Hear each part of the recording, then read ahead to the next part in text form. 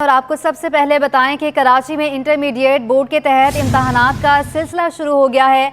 नाज़िम इम्तहानात ज़हीरुद्दीन भुट्टो ने मुख्तलिफ इम्तहानी मराकिज़ का दौरा किया। तफसीलात जानेंगे, सैयद ज़ुबैर राशि के साथ मौजूद हैं। जी ज़ुबैर। आला सानवी तालीमी बोर्ड कराची के तहत इम्तहानात का बाकायदा तौर पर आगाज़ हो चुका है। आज सुबह सवेरे जो है ज़ूलॉजी का पर्चा जो है मुकर्रर वक्त पर शुरू हुआ और सेकंड शिफ्ट का पर्चा भी जो है यकीनन कुछ ही देर में जो है उसके बाद शुरू हो जाएगा। दोपहर में उसका टाइम बताया जाता है।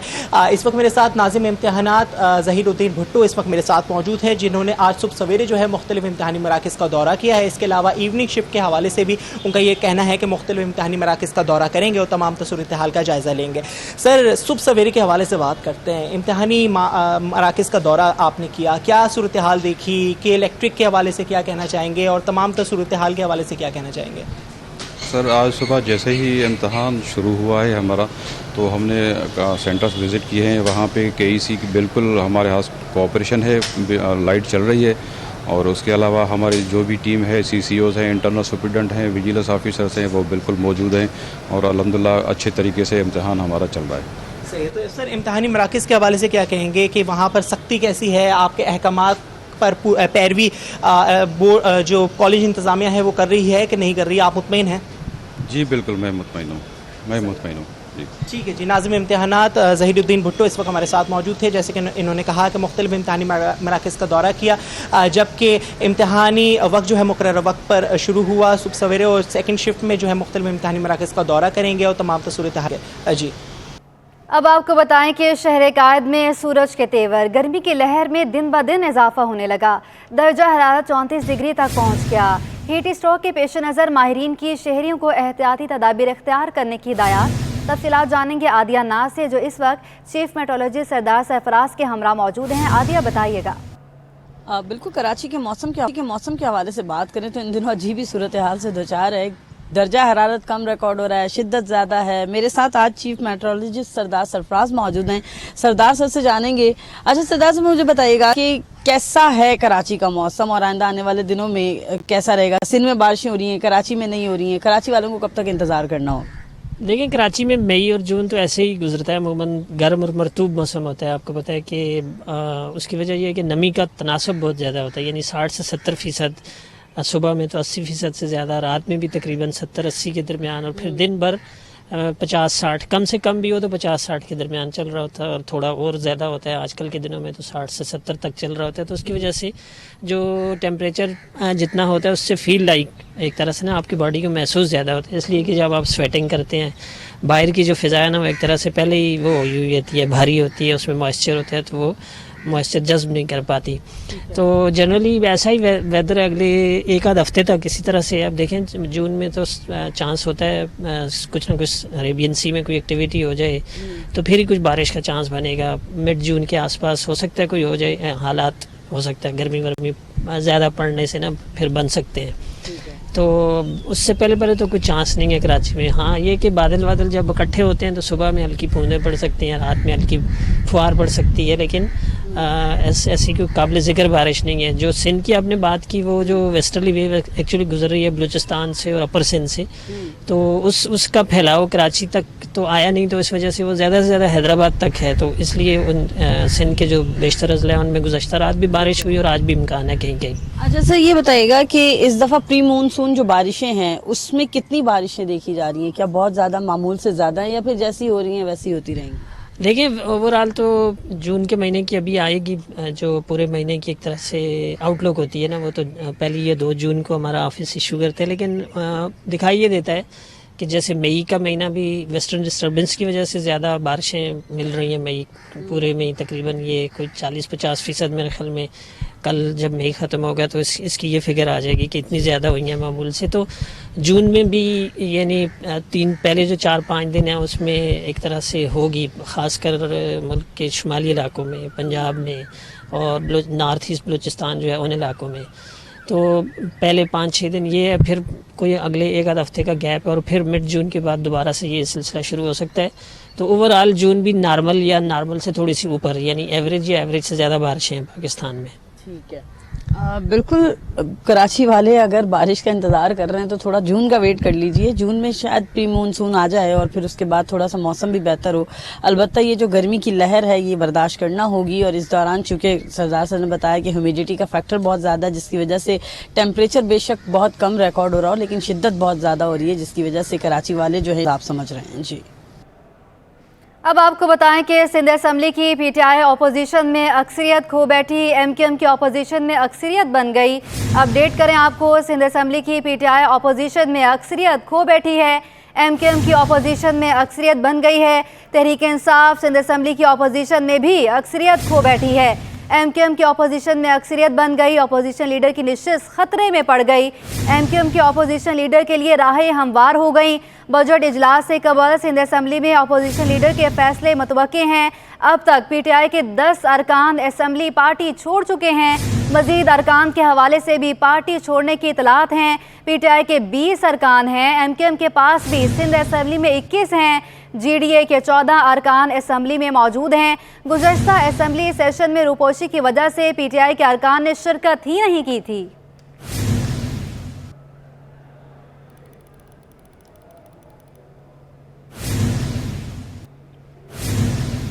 आगे बढ़ें, आपको बताएं कि यूटिलिटी स्टोर शहरियों के लिए दर्द-ए-सर बन गया। एक हफ्ते से यूटिलिटी स्टोर पर चीनी और 2 रोज से आटे की अदम दस्तयाबी से शहरी परेशान होकर रह गए हैं। तफसीलात बताएंगे बसीम इफ्तिखार। आज बिल्कुल आवाम को महंगाई से रिलीफ देने के लिए कायम किए गए यूटिलिटी स्टोर आवाम के लिए ही दर्द-ए-सर बने हुए हैं। बिलखुसूस शहरियों की बड़ी तादाद यूटिलिटी स्टोर्स पर चीनी और आटे की खरीदारी के लिए रुख करती है, लेकिन सूरत हाल यह है कि यूटिलिटी स्टोर्स पर तकरीबन एक हफ्ते से चीनी गायब है और इसी तरीके से आटे की भी जो है वो बंदिश की सूरत हाल देखने में आ रही है। मैं इस वक्त जिस यूटिलिटी स्टोर पर मौजूद हूँ, यहाँ पर आप देख सकते हैं कि आटा मौजूद नहीं है इस जगह पर, यानी कि इस हिस्से पे जो है वो आटा रखा जाता था, लेकिन आटा मौजूद नहीं है। और इसी तरीके से ये ट्रॉली वाला जो हिस्सा है, यहाँ पर जब चीनी आती थी तो चीनी की सप्लाई और चीनी की जो थैलियाँ हैं वो यहाँ पर रखी जाती थी, लेकिन चीनी की थैलियों की जगह पे अब ये ट्रॉलीज़ मौजूद हैं। लोगों को मुश्किलात का सामना करना पड़ता है और लोग मुख्तलिफ वक्तों में चक्कर लगाते हैं और उनको चीनी नहीं मिल पाती। इस वक्त मेरे साथ शहरी मौजूद हैं, इनसे जानते हैं अंकल, जब आप यहाँ पर आते हैं तो चीनी और आटा नहीं मिलता तो क्या सूरत हाल होती है, और इस वक्त चीनी आटा के लिए आए हैं तो क्या सूरत हाल देख रहे हैं आप? भाईजान मैं पहले आता था, यहाँ से लेके जाता था, अभी ये 2-3 हफ्ते हो गए आता हूँ, नहीं है, क्या करें, वापस चले जाते हैं बस। तो क्या खरीदने के लिए आए हैं? चीनी आटे के? चीनी और आटा लेने के लिए नहीं, अभी ये दूसरा सामान ले लिया, लेके जा रहे हैं। अच्छा, बाहर जो आपका इलाका है वहाँ पे चीनी और आटा कितना महंगा है? वो तो ज़्यादा महंगा है, अभी तो फैक्ट्री से लेके जाते हैं, वो भी तकरीबन महंगा है। चलो मिल जाता था तो कुछ थोड़ा रियायत था, अभी आ ही नहीं रहा, ना चीनी आ रही है ना आटा आ रहा है। जी बिल्कुल, ये थे शहरी जिनसे हमारी बात हुई। इनका कहना है कि एक हफ्ते से चक्कर लगा रहे हैं, ना ही चीनी मिलती है और ना ही आटा मिलता है, और इस वजह से इनको परेशानी का सामना करना पड़ता है, क्योंकि जो रिटेल मार्केट है मुख्तलिफ इलाकों में, वहाँ पे चीनी और आटा जो है यूटिलिटी स्टोर्स के मुकाबले में महंगा होता है। इस वजह से यहाँ पर आते हैं और जब चीनी और आटा मिलता है तो उस वक्त इनको मायूसी का सामना करना पड़ता है। जी, कराची के शहरियों को गैस के मसाइल से निजात ना मिल सकी। मुख्तलिफ इलाकों में गैस की बंदिश और प्रेशर में कमी मामूल बन गई है। गैस किल्लत के शिकार शहरियों का कहना है कि गैस की बंदिश के कोई औकात कार मुकर्रर नहीं है। गैस बंद करने से मुतालिक आगाह नहीं किया जाता। गैस प्रेशर में कमी की अजियत से भी दो चार होना पड़ता है। लकड़ियां जलाकर खाना बनाने से सांस की बीमारी बढ़ रही है। एलपीजी गैस सिलेंडर से ही खाना तैयार करना पड़ता है। गैस न आने के बावजूद बिलों की अदायगी पाबंदी से करते हैं। Qaidabad, PNT colony, Chakra Goth, Korangi, Punjab colony, Delhi colony, Pak colony, SITE, Lyari समेत मुख्तलिफ पोस्ट पसमानदा और मजाफाती इलाके गैस के मसाइल से दो चार हैं।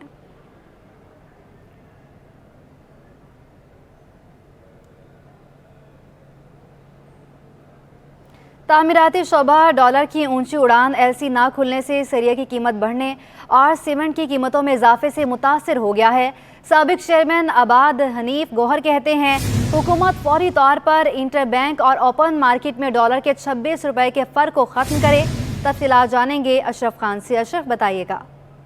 मुल्क की माशी सूरत पर हर सेक्टर परेशान है। यहाँ पे देखा जाए इंटर बैंक ओपन मार्केट का 26 रुपये का फ़र्क हो गया, ये भी कंसर्न है। साथ ही दरामदी खाम माल का भी इशू है और साथ में जो पैदावारी लागत बढ़ी हुई है। इंडस्ट्री ना तामीराती शोबा चल पा रहा है ना सनतें। यहाँ पे आबाद के साबिक चेयरमैन हनीफ गौहर हमारे साथ मौजूद हैं, उनसे जानते हैं क्या सूरत हाल देख रहे हैं। दिया शरीफ साहब, आप देखें कि मार्केट में 300 से ज़्यादा का डॉलर हो गया है, लेकिन 300 से ज़्यादा के डॉलर के बाद भी अगर आप मार्केट में डॉलर लेने जाएं तो आपको डॉलर नहीं मिलता। जो इंटर बैंक का रेट दिन ब दिन ग्रेजुअली बढ़ता जा रहा है, उस इंटर बैंक के ऊपर जो है तो जो बिजनेसमैन है उन लोगों को अपनी एलसीज खोलना बड़े मुश्किल हुई हुई हैं। तो मैं ये समझता हूँ कि जिस तरह इसहाक डार साहब जब पाकिस्तान तशरीफ़ लाए थे, उन्होंने ये कहा था कि अब आप ये देखें कि हम डॉलर को कंट्रोल कर लेंगे, लेकिन जितने उनके दावे थे जो वज़ीर ख़जाना के, मैं समझता हूँ कि सारे दावे उनके गलत साबित हुए। और ये जो गैप है, जो 26 रुपये का जो मार्केट का और इंटर बैंक का जो रेट है, हमने तारीख़ में कभी इतना डिफरेंस नहीं देखा। तो ये हुकूमत को चाहिए कि इन चीज़ों को ख़ास तवज्जो दें और ये कंट्रोल करें, कुछ ऐसे इक़दामात करें ताकि डॉलर का जो डिफरेंस है वो बहुत ज़्यादा ना रहे। अच्छा अनीफ साहब, अगर हम देखें तामीराती शोबा भी बैठा हुआ है, इन्वेस्टमेंट भी नहीं आ रही है और यहाँ स्टील की प्राइस भी नीचे नहीं आ रही है, ये कैसे कम होंगी? देखिए, पूरी ग्लोबली अगर आप देखें कि स्टील की प्राइस पूरी दुनिया में कम होना शुरू हुई है, लेकिन बदकिस्मती से हमारे यहाँ पर, हमने बहुत अरसे पहले भी कहा कि हमारे यहाँ पे कार्टेलाइजेशन बनी हुई है। हमारे यहाँ जो कंपटीशन कमीशन ऑफ पाकिस्तान है वो अपना रोल अदा नहीं कर रहा। अगर वो अपना रोल अदा करने लगे तो मैं ये समझता हूँ कि जो कार्टेलाइजेशन है, चाहे वो इंडस्ट्री में सीमेंट की है चाहे वो स्टील की है, अगर इन दोनों को गौर किया जाए या कोई एक्शन लिया जाए तो ये प्राइजेज़ मज़ीद नीचे आ सकती हैं। आज भी जो स्टील तकरीबन 2.5 लाख या 2,60,000 का है, हम ये समझते हैं कि अब स्टील को 2 लाख से नीचे जो है तो इस प्राइस को होना चाहिए। अगर हम ब्रदर मुल्क ईरान को देखें, अगर हम वहाँ या तो हमें वहाँ से इंपोर्ट की इजाज़त दे, ईरान से जब हम कैलकुलेट करते हैं तो हमें 1.5 लाख रुपए का स्टील पड़ता है इस वक्त। तो मैं समझता हूँ कि गवर्नमेंट को ख़ास तौर पर गुज़िश्ता, चाहे उनका सियासी इख्तलाफ कोई भी हो, अगर वो पॉलिसियाँ कंस्ट्रक्शन इंडस्ट्री के लिए बेहतर थी तो गुज़िश्ता हुकूमत वाली पॉलिसियों को अडॉप्ट करना चाहिए और कंस्ट्रक्शन इंडस्ट्री को तरक्की देने के लिए फ़रोग़ देना चाहिए। जी, जैसा कि आपने सुना, यहाँ पे हम तजावीज़ भी दिए कि नए माली साल के बजट में तामीराती शोबे को फोकस करना होगा, साथ ही इंटर बैंक ओपन मार्केट का जो 26 रुपये का बड़ा फ़र्क है उसको भी ख़त्म करने के लिए इक़दाम होंगे। अशरफ खान, बहुत शुक्रिया आपका। आगे बढ़ें, आपको बताएं पाकिस्तान रेलवे का ट्रेन शेड्यूल ताहाल मामूल पर ना सका। अंदरूनी मुल्क से कराची आने वाली कुछ गाड़ियां आज भी ताख़ीर का शिकार हैं। ट्रेनों का बर वक्त मंजिल मकसूद पर पहुंचना ख्वाब बनकर रह गया है। आज सबसे ज़्यादा ताख़ीर का शिकार तेज़गाम रही, जो 3 घंटे 27 मिनट लेट पहुंचेगी। इलामा इकबाल एक्सप्रेस 1 घंटा 34 मिनट ताख़ीर से पहुंची। हज़ारा एक्सप्रेस 1 घंटा 3 मिनट, कराची एक्सप्रेस 1 घंटा 50 मिनट की ताख़ीर से आएगी। मिलत एक्सप्रेस 1 घंटा 38 मिनट, पाक बिजनेस एक्सप्रेस 2 घंटे 30 मिनट, जबकि रहमान बाबा एक्सप्रेस 1 घंटा 5 मिनट की ताख़ीर का शिकार है।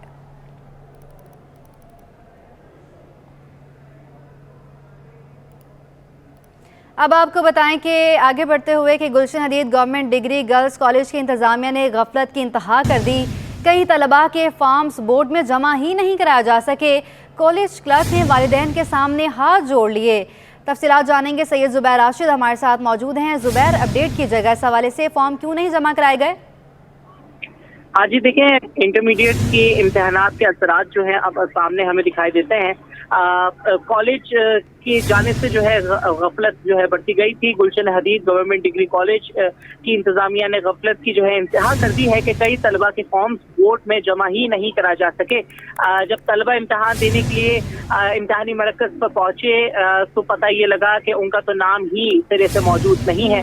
तलबा के वालिदैन कॉलेज पहुंचे तो इंतजामिया को फॉर्म जमा करवाने पर होश आया। इससे पहले इंतजामिया जो है गफलत की नींद सो रही थी। कॉलेज क्लर्क ने तमाम तर पिंडोरा बॉक्स जो है वालिदैन के सामने खोल दिया और कॉलेज क्लर्क ने ये बताया कि इम्तहानी फॉर्म जो है कॉलेज की जानिब से जमा ही नहीं करवाए गए थे इंटरमीडिएट ऑफिस में, जिसके बायस जो है तालिब इल्म और जो वालिदैन है उनको मुश्किलात का सामना है। कॉलेज क्लर्क ने वालिदैन के सामने हाथ जोड़ लिए, माफी मांगी, लेकिन सवाल ये पैदा हो जाता है कि क्या इस गफलत का कोई पुरसाने हाल है, क्योंकि बच्चों का यकीनन मुस्तकबिल जो है दांव पर लग चुका है।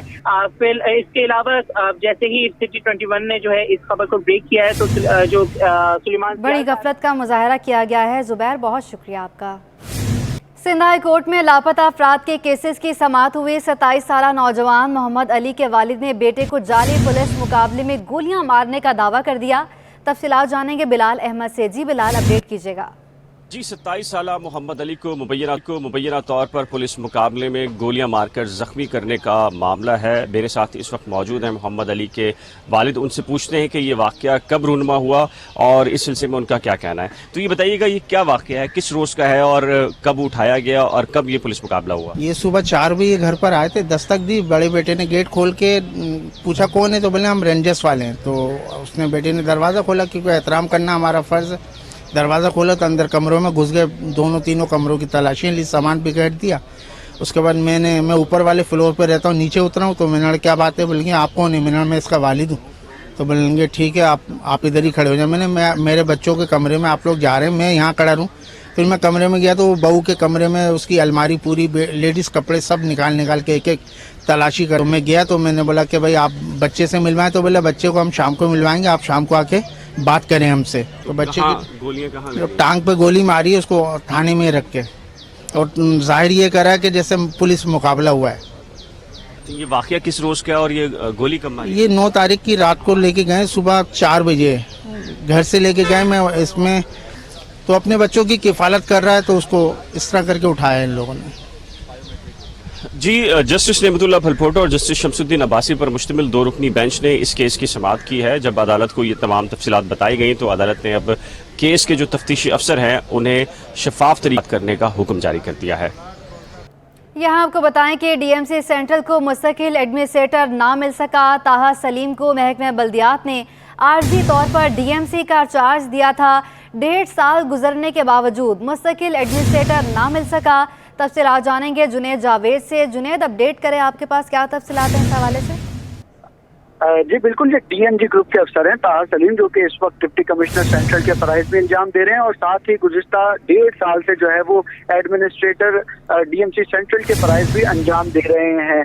इनको आर्जी तौर पर जो है वो डीएमसी सेंट्रल का चार्ज दिया गया था। आर्जी तौर का मतलब ये होता है कि 3 से 4 महीने के दरमियान जो है वो लोकल गवर्नमेंट को कोई दूसरा अहल अफसर जो है वो तलाश करके तैनात करना होता है। लेकिन महकमा बल्दियात की गफलत इस हद तक पहुंच गई है कि 1.5 साल गुजर चुका है, डीएमसी सेंट्रल के लिए जो है कोई अफसर अभी तक महकमा बल्दियात को नहीं मिल सका है। हमारे जरा ये बताते हैं कि एक अहम सियासी शख्सियत की जो है वो आशीर्वाद हासिल है, जिसकी वजह से जो है ताहा सलीम के अगेंस्ट जो है वो कोई मामलात या उनके किसी भी किस्म का कोई ऑर्डर जो है वो नहीं निकाला जाता।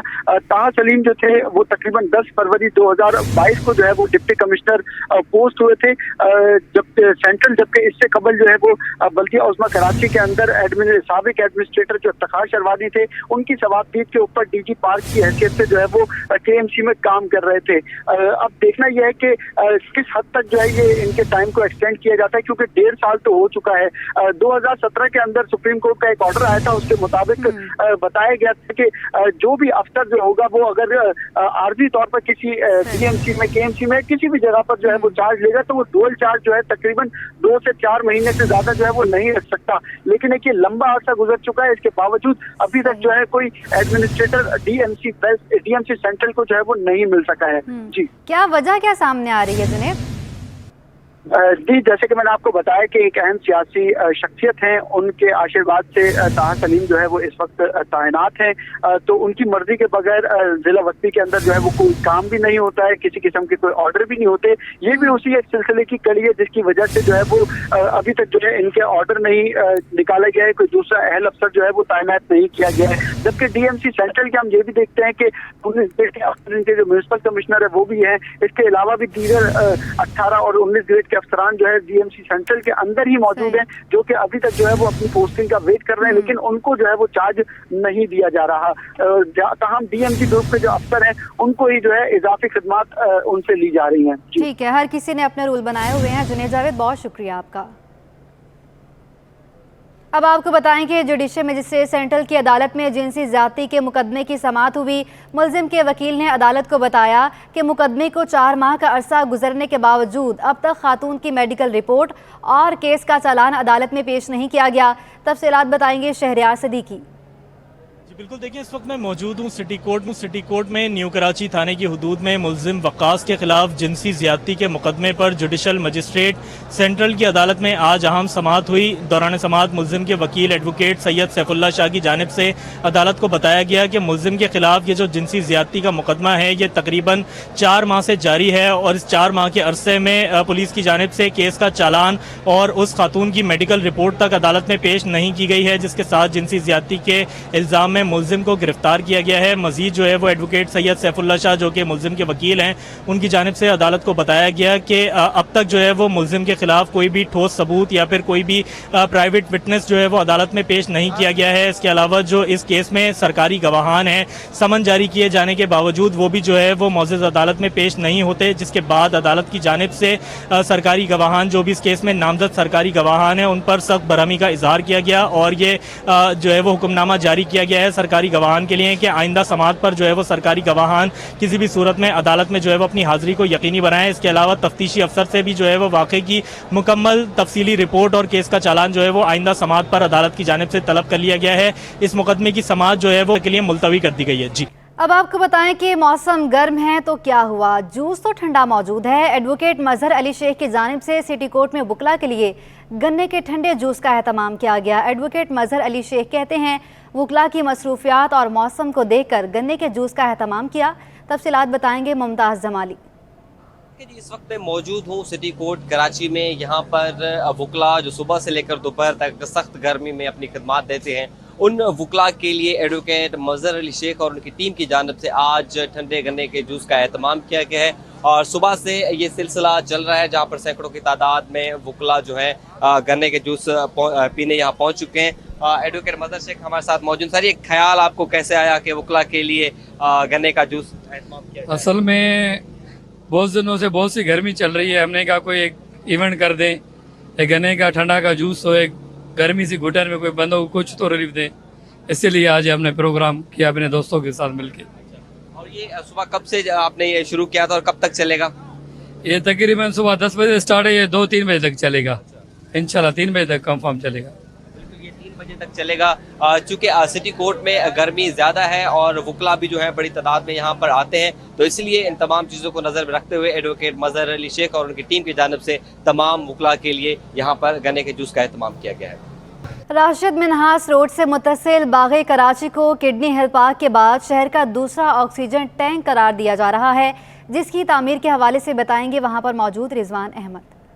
जी बिल्कुल, इस वक्त मैं मौजूद हूँ बाग़े कराची में जो कि ज़ेर तामीर है। एडमिनिस्ट्रेटर कराची डॉक्टर सैफुर रहमान जिनके सर ये सहरा जाता है कि उन्होंने किडनी हिल पार्क को खूबसूरत बनाया, उसे आबाद किया। हमारे साथ ओवरसीयर मौजूद हैं KMC के महकमा बागात के अब्दुल्ला, उनसे बात करते हैं। अब्दुल्ला साहब, बहुत शुक्रिया। फरमाइएगा यहाँ पे काम की नौयत किस तरह जारी है, कब तक इसको मुकम्मल कर लिया जाएगा, क्या मसले मसाइल सामने आ रहे हैं?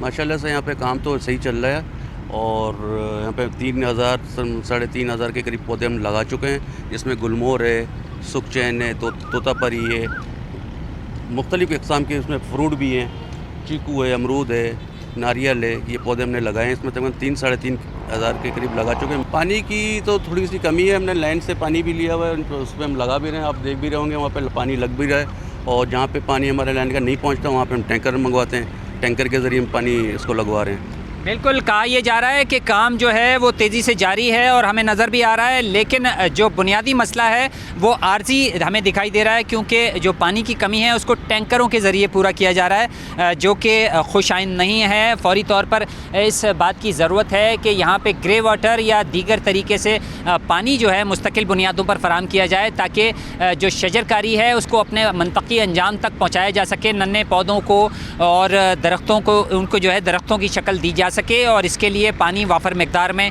दरकार होगा। इसको बुनियादी तौर पर इस मसले को हल करने की ज़रूरत है। जी, मुलाजिमीन को तरक्कियां देने का मामला लटक गया। महकमा ख़जाना सिंध का 16 ग्रेड के सीनियर कंप्यूटर ऑपरेटर को डेटा प्रोसेसिंग अफसर बनाने से साफ इनकार।